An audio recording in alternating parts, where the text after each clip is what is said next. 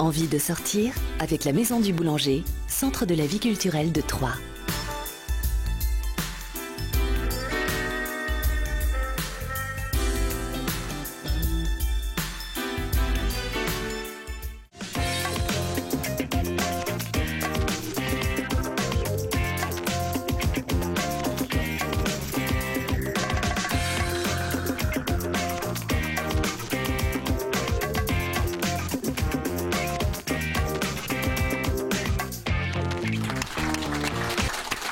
Bonsoir à tous, bienvenue dans Envie de sortir une fois encore ce soir à des univers très différents, de la danse, de la peinture, des sculptures, des tableaux.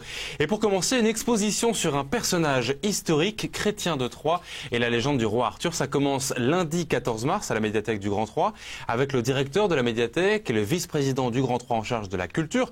On va tenter de mieux comprendre la figure de l'un des fondateurs du roman. Tout ça, c'est dans quelques instants. Sandra. Et puis une autre exposition, mais sous le signe de l'amitié. Une amitié qui se retrouve dans les œuvres très coloré des deux artistes.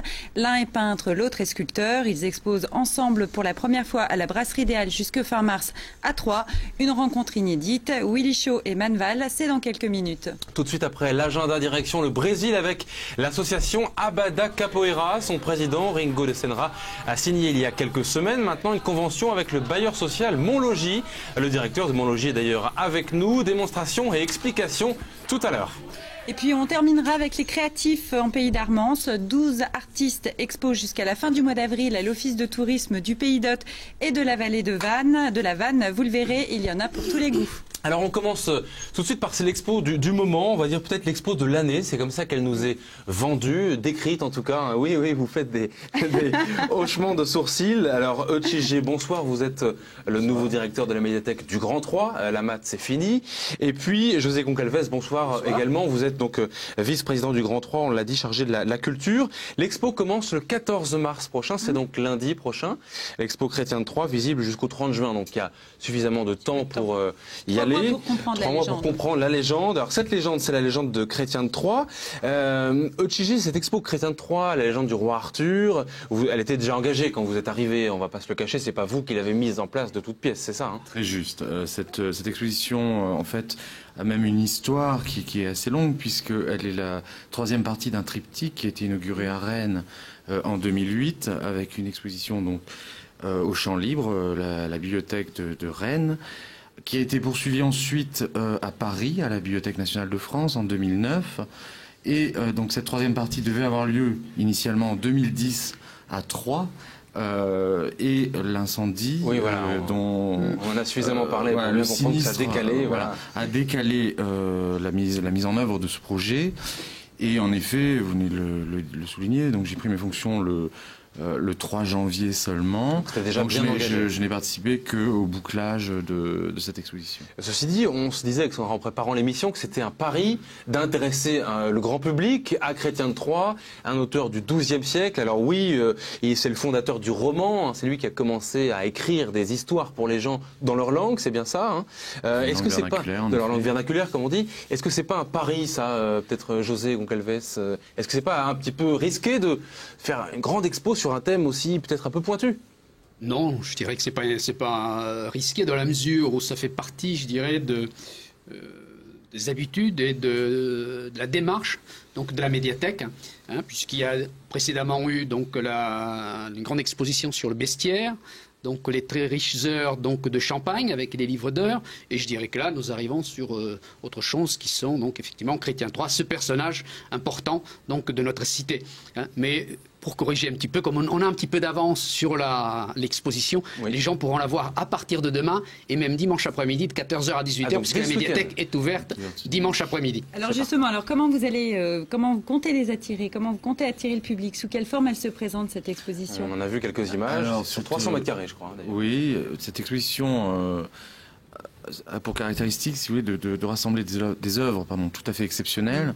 Des prêteurs parmi les plus prestigieux en France, puisque nous avons 3 départements de la Bibliothèque nationale, grâce d'ailleurs à Daniel Keruel, qui est le commissaire scientifique de l'exposition, qui est un professeur de littérature médiévale à l'Université de Reims, qui enseigne également au centre universitaire de Troyes.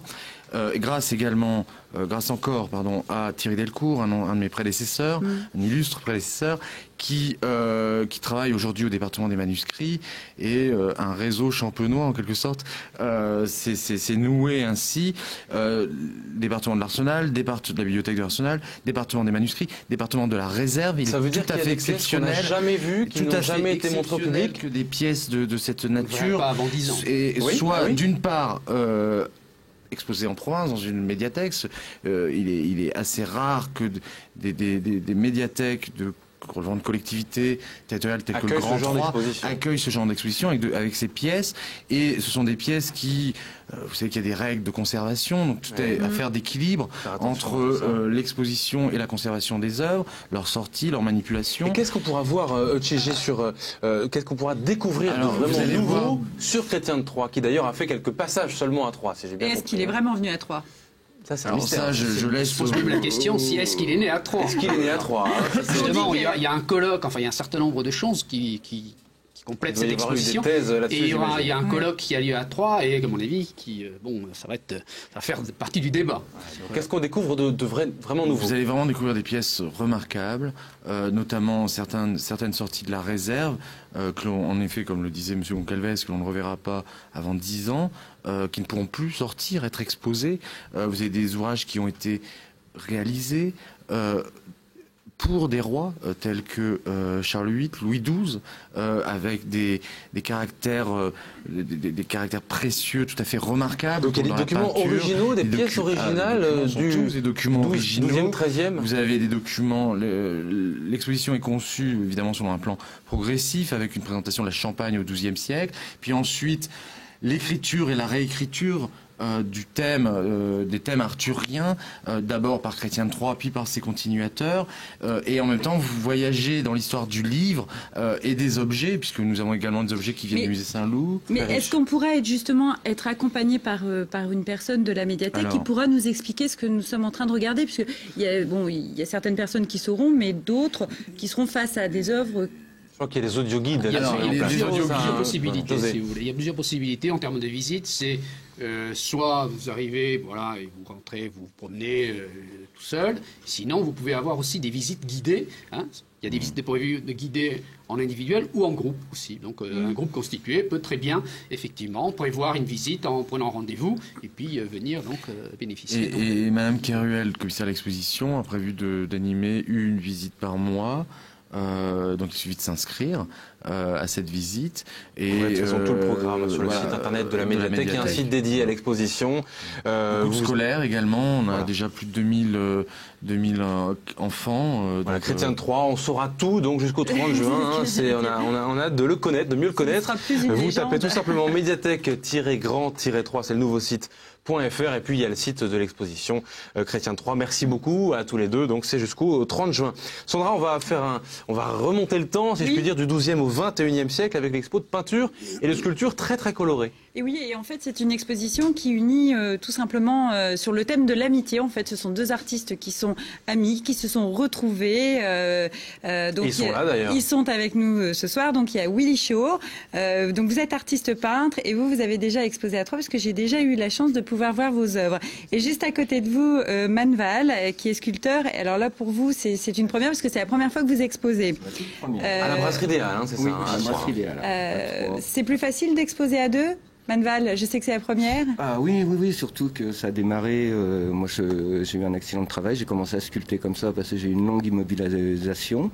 Et puis en sculptant, il y a Willy qui me disait ouais c'est pas mal, tu devrais continuer. Puis un jour il en a pris une, il l'a peint. Nardo de la Brasserie Idéale, il m'en a pris une, il l'a peint aussi. Et puis je me suis mis comme ça à sculpter et puis à peindre. C'est Willy Shaw qui vous a oui, c'est à cause de Willy et Nardo. C'est à cause de Willy et Nardo. Oui, c'est lui le meneur. Alors Willy, vous étiez, on vous connaît sur Troyes. Hein, oui, parce qu'en fait, ça fait, disons, je vis plutôt à côté à Arcisio depuis plus d'une vingtaine d'années et je peins à peu près depuis une vingtaine d'années. En fait, c'est moi, pareil, un peu comme lui, la peinture, ça a été un peu par hasard, parce qu'en fait, j'ai connu, je faisais des études de droit, et quand je suis venu à comment on appelle, à Arcisio, pour justement faire de la musique. Et j'ai connu ma future femme là, et celle qui est diplômée de droit, diplômée des Beaux-Arts de Troyes. Alors qu'est-ce que vous peignez alors, Willy? Racontez-nous. C'est quoi la peinture de Willy Shaw? La peinture de Willy, déjà, disons que j'ai beaucoup étudié Fernand Léger, Picasso et Basquiat. Donc en fait, c'est un mélange c'est une influence de ces trois grands peintres là qui m'ont, voilà, et avec une petite dose exotique. Parce que tout le monde dit tu fais de la peinture africaine. Elle est très colorée. Disons que cela me gêne énormément. La sculpture de Manval d'ailleurs. Disons que cela me gêne énormément parce qu'en fait, ça fait quand même plus de 35 ans que je vis là et j'ai fait toutes mes études ici et en fait l'Afrique je la connais. Mais elle raconte des histoires, elle raconte vos rêves, je raconte des histoires en fait en général parce que souvent je pars d'un titre, je pars d'un titre. Par exemple. Voilà, comme je peux dire par exemple la Reine des Pommes et puis à partir de la Reine des Pommes j'essaie de composer, j'essaie de trouver des personnages, voilà donc en fait c'est une composition. Et donc depuis début mars, voilà. Vous exposez donc avec Manval. Alors vous nous l'avez dit, vous êtes devenu sculpteur un peu par hasard. Ouais. Qu'est-ce que vous travaillez alors? Qu'est-ce que vous sculptez? Parce que tout à l'heure j'ai voulu déplacer la sculpture et c'est un peu lourd quand même. Oui, du platane, du cerisier, du frêne, du chêne, du cyporex, de la pierre, du fer. On voit encore des traces du platane. Hein, alors, présentez-nous qui sont ces personnages que vous sculptez. Coco, je l'ai surnommé King Coco, comme ça, parce qu'il ressemble. Mais c'est les morceaux de bois normalement qui doivent finir dans le poêle et puis il me parle et puis je les fais. Donc en fait, si on a une cheminée et qu'il nous reste du bois, on vous le confie. Alors oui. c'est vous les sculptez, mais en fait l'histoire de l'amitié, c'est moi qui les peins. Celle-ci c'est Willy et celle-là là-bas c'est Nardo. C'est-à-dire que vous ne peignez pas systématiquement les œuvres. Non, je l'ai fait et puis bon. Tu vas être obligé de t'y mettre quoi. Qu'est-ce que vous cherchez vous à exprimer, Manval, à travers vos sculptures? Il y a une histoire. Vous voulez raconter une histoire? Une histoire. Non. Pourquoi il y a autant de couleurs? Pourquoi il y a autant de couleurs d'ailleurs, comme votre chemise d'ailleurs? Parce que j'aime les couleurs. Il a précisé, il a dit vu que c'est en couleur, il faudrait que je mette une chemise. Oui, chemise noir et blanc. Le style mexicain, j'aime bien. Le style africain aussi, j'aime bien tout. J'ai toujours aimé les couleurs vives. Alors donc on peut rappeler tout simplement où est-ce que l'exposition jusqu'à la fin du mois de mars, c'est ça? Non, c'est pas Brasserie idéale, pardon, Brasserie idéale à Troyes. Ça peut, hein. C'est Sylvia et Nardo. Et pourquoi pas un autre resto, ça vous plaît? Oui, pas de problème. Ou la médiathèque du Grand Troyes, par exemple. Profitez-en. Profitez-en, vous avez 1 minute 45 pour négocier avec le directeur et le vice-président du Grand Troyes. Nous, pendant ce temps-là, on va regarder l'agenda de votre week-end. Il est très riche et il fait parfois peur. Regardez. Pour ce dernier week-end de l'hiver, l'incontournable visite au musée du fromage de Chaours s'impose. D'abord parce que dimanche, c'est la journée patrimoine fromage et nature. Ensuite parce que le Chaours est une institution auboise, tout comme Eliette Bello qui tient le musée avec passion. Dégustation, visite de l'impressionnante collection d'objets liés à la fabrication. Le musée du fromage de Chaours est ouvert gratuitement dimanche de 10h à midi et de 14h à 19h. Il se trouve derrière l'église de la commune. Renseignements au 03 25 40 10 67. Changement de décor, changement d'époque avec le premier tournoi de poker grand format. Il se déroule demain samedi à l'Espace Argence à Troyes. Près de 300 joueurs sont attendus pour cette première. C'est la 6e édition du France Poker Tour, le seul championnat européen entièrement gratuit. À l'issue de cette étape troyenne, les joueurs qualifiés décrocheront une place en finale qui se tient à Paris le 19 mai, où ils pourront empocher 1 million d'euros. En attendant, les visiteurs curieux sont attendus, eux, pour observer la passion du jeu sans se mouiller. Et enfin, si vous ne l'avez pas encore testé, alors dépêchez-vous, la nouvelle attraction des foires de mars garantit 100% frisson. Son nom épargne le doute et promet le dépaysement, l'Aurore Show. Importé des États-Unis par les forains troyens, c'est sans conteste le clou de cette édition 2011. Son prix 4 €. Les stands, dont celui-ci, sont ouverts à partir de 14h et jusqu'à 21h, voire beaucoup plus tard. Les foires de mars prennent fin le jour du printemps, le 20 mars prochain. Voilà, avant de continuer, avant de danser sur le rythme brésilien de la capoeira, une date, Sandra, à ne pas manquer. C'est le vendredi 18 mars, La vendredi semaine prochaine. prochain, la semaine prochaine, pour rencontrer le prochain invité des rencontres et débats 4e de couverture. C'est au Théâtre de la Madeleine à partir de 20h30. Alors qui allons-nous recevoir? On va recevoir Alain Ray, que je suis certain la majorité d'entre vous connaissent. Il était le premier collaborateur de Paul Robert. Il a fondé quasiment le Paul dictionnaire. Robert, c'est le petit Robert. C'est le petit Robert, voilà, exactement. Et il sera là, il sera notre invité notamment avant d'aller au Théâtre de la Madeleine. Il sera notre invité donc vendredi prochain dans Envie de sortir et on est très heureux de le recevoir. Alors on va maintenant passer à toute autre chose, bien sûr. Hein, on va danser. On va danser. Connaissez-vous Sandra, la capoeira? Mais écoutez, j'en ai entendu parler, mais je les ai vus danser et je pense que c'est pas pour moi. Hein. Mais pourquoi pas? Pourquoi pas? Vous faites bien le tango argentin. Alors cette danse brésilienne a le vent en poupe en ce moment, grâce à un nouveau partenariat entre l'association troyenne Abada Capoeira et le bailleur social Montlogis, qui est avec nous, représenté par son directeur général Serge Laurent. Bonsoir.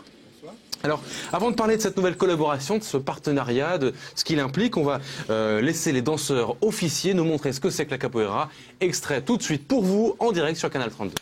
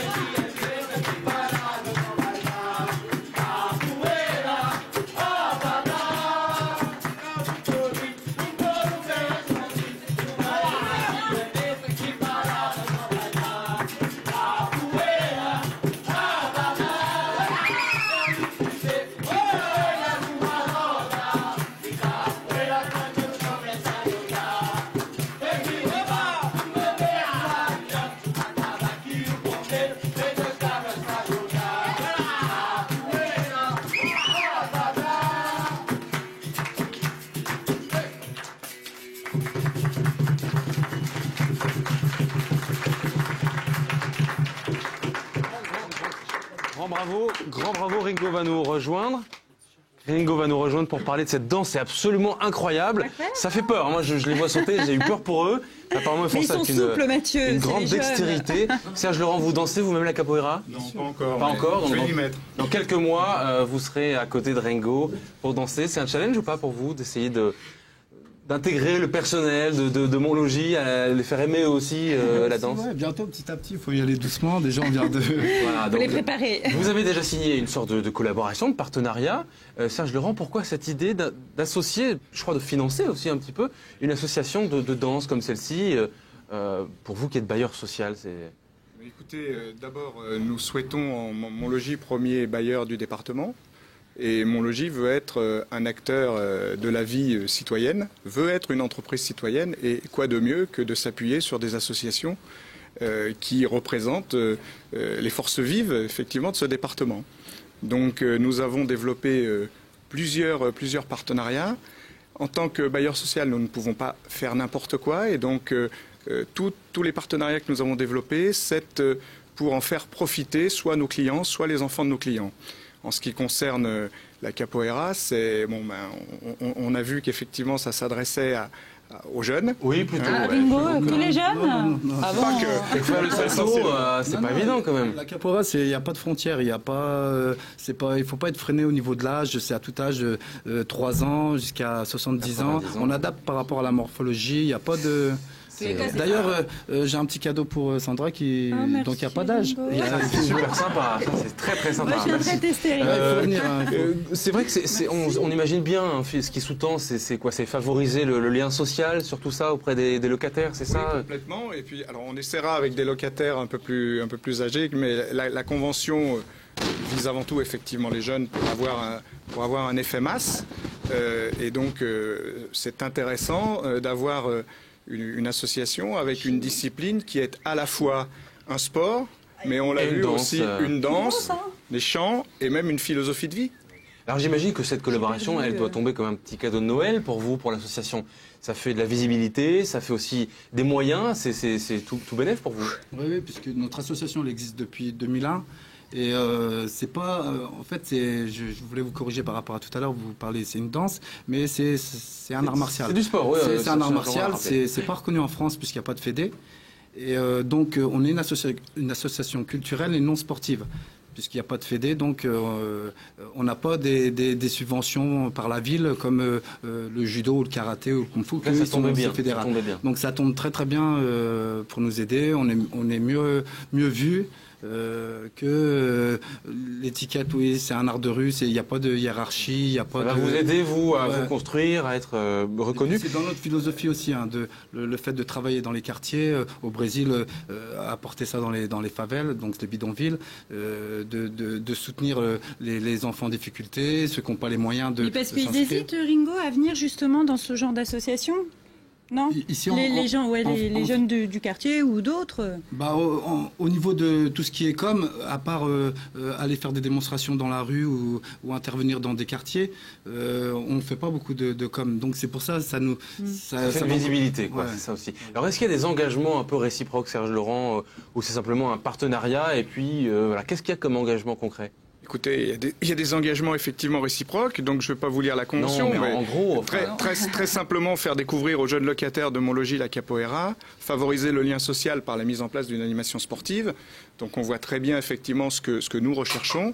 Et de leur côté, c'est normal, ils ont besoin de moyens financiers pour se développer et on est là pour les aider. Et c'est sur combien de temps cette convention ? Alors c'est une convention effectivement qui démarre, mais qui va certainement donner lieu à un partenariat plus pérenne, avec des choses, on va dire, plus structurées. Un grand merci. D'ailleurs, je crois qu'on peut dire que l'association s'est distinguée récemment. En février, il y a eu une distinction. Oui. On fait tout ce qui est... Enfin, il y a des championnats de capoeira, tout ce qui est championnat de France, championnat d'Europe. Il y a eu une troisième place chez vous ? Oui, cette année, troisième place pour un élève que j'ai, Lucas Martin. Ici ? Oui, il est ici. On peut l'applaudir. Je trouve que c'est bien quand même. C'est très bien. C'est très bien.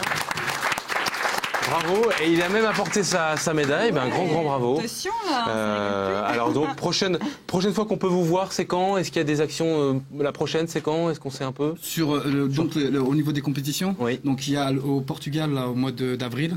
Et à Troyes ? À Troyes, donc ça va être des démonstrations. On va intervenir dans les quartiers comme Point du Jour, la chapelle Saint-Luc, et puis Debussy, Pont Sainte-Marie. Un peu dans tous les quartiers, vous êtes présents. Sinon, il y a aussi tout ce qui est fait de la musique. Là, on vous voit souvent.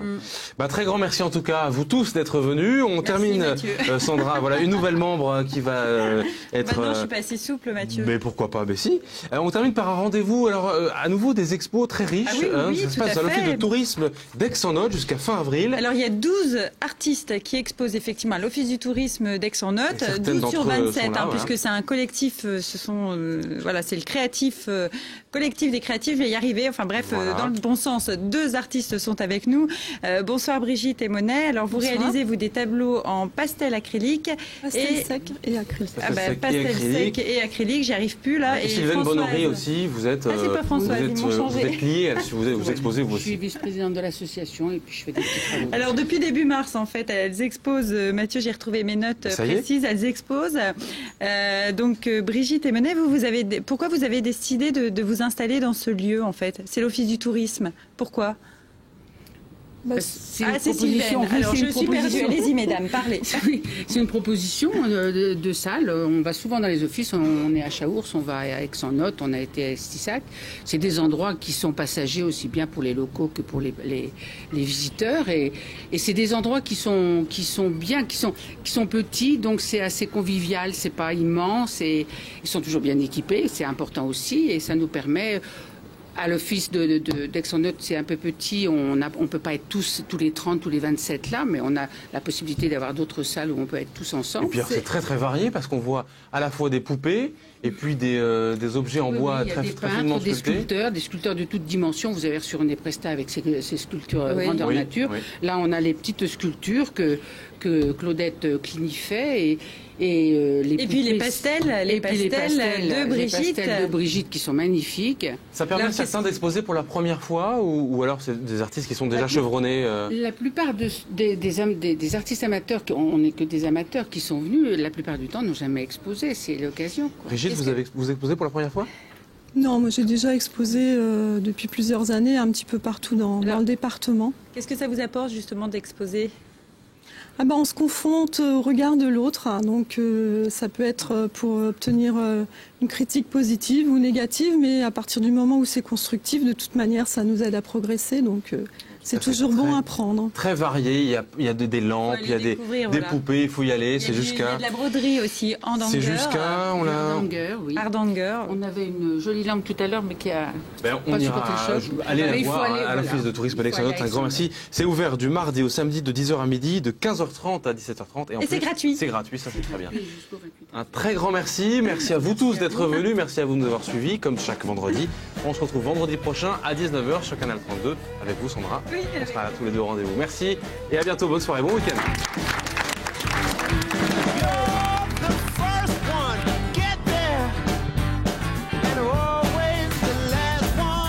C'était Envie de sortir avec la Maison du Boulanger, centre de la vie culturelle, 42 rue Payot de Montabert à Troyes.